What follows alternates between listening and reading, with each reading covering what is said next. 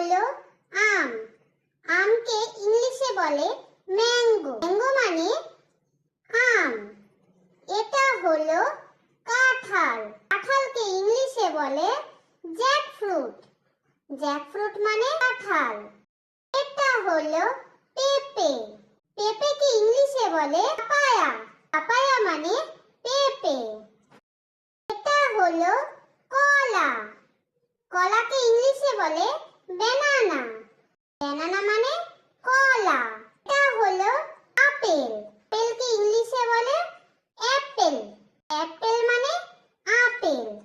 এটা হলো আঙ্গুর। আঙ্গুরকে ইংলিশে বলে গ্রেপস। গ্রেপস মানে আঙ্গুর। এটা হলো স্ট্রবেরি। স্ট্রবেরিকে ইংলিশে বলে স্ট্রবেরি। এটা হলো নাশপাতি। নাশপাতিকে ইংলিশে বলে পেয়ার। পেয়ার মানে নাশপাতি। এটা হলো নারকেল। নারকেলকে ইংলিশে